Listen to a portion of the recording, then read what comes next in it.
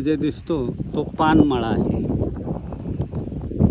अलीकडं पानमळ्याची शेती सांगली कोल्हापूर जिल्ह्यातून खूपच कमी झालेली आहे. पण आजही मालगाव परिसरामध्ये पानमळे मोठ्या प्रमाणात आहेत. पूर्वी कवठेमंकाळ तालुक्यामध्ये सुद्धा पानमळे असायचे. आपण आता या पानमळ्यामध्ये जाऊन कसे शेत असतं पानमळ्याचं ते बघूया. मित्रांनो, प्राध्यापक मेटकर यांनी नुकतंच विकत घेतलेलं हे जमिनीचं क्षेत्र आपण पाहतोय. आमचे द्राक्ष बागायतदार मित्र प्राध्यापक सुभाष कोटावळेने जमिनीची पाहणी केली आणि त्यांचं या जमिनीबाबतचं मत काय आहे ते सांगतील. नमस्ते. ही जमीन खडकाळ स्वरूपाची आहे. माती गरजे इतकी उपलब्ध आहे. याच्यामध्ये पाण्याचा निचरा अत्यंत उत्तम पद्धतीनं ह्या जमिनीमध्ये होऊ शकतो.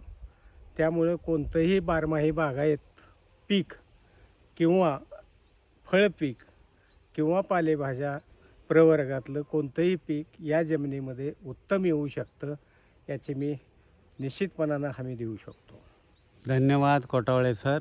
आता आपण याच जमिनीचा थोडा भागामध्ये पानमळा आहे, त्या पानमळ्यामध्ये आत जाऊन मी तुम्हाला हा पानमळा दाखवितो.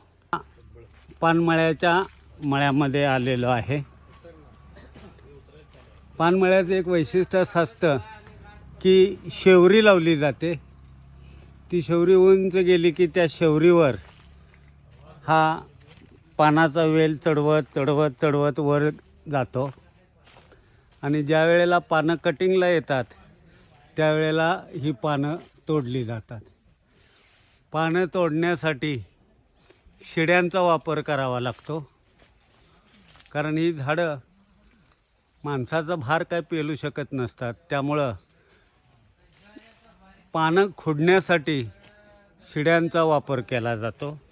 ही उंच उंच उंच दिसणारी जी पानं आहेत ती खुडली जातात आणि कवळी हे एक त्याचं एकक आहे, माप आहे. त्या अशा अनेक कवळ्या त्या पानाच्या गोल डागामध्ये भरतात, त्याला डाग म्हणतात आणि तो डाग विक्रीसाठी उपलब्ध असतो. इथं पूर्णपणे खाण्यासाठी तयार झालेली ही पानं आपण बघू शकतो. काही दाट झालेले वेल काढून टाकलेले आहेत. ह्या वेलांचाच उपयोग नवीन प्लॉट लावण्यासाठी केला जातो.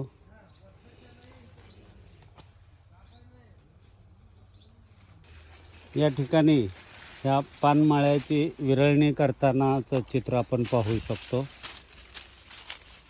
नाव काय तुमचं? बुलेट. बुलेट नावाचा माणूस या ठिकाणी ही विरळणी करायला लागलेले आहेत. हे विरळणीचं एक स्वरूप बघा.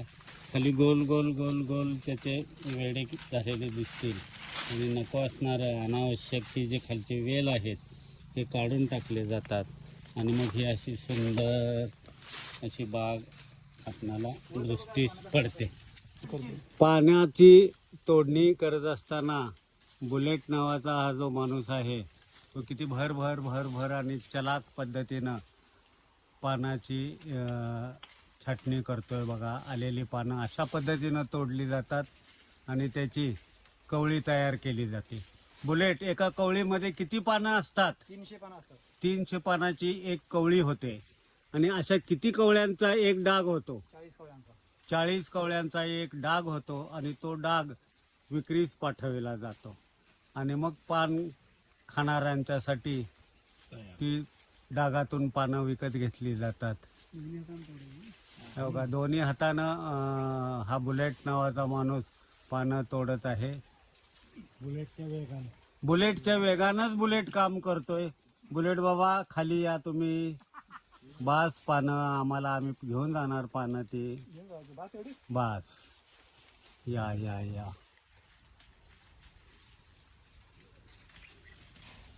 यापुढं ते आमच्या कोटावळे सरांच्या हातात पानं द्या भेट म्हणून. कोटावळे सर पुढे या. कोठावळे सरांना ते पानं देत आहेत.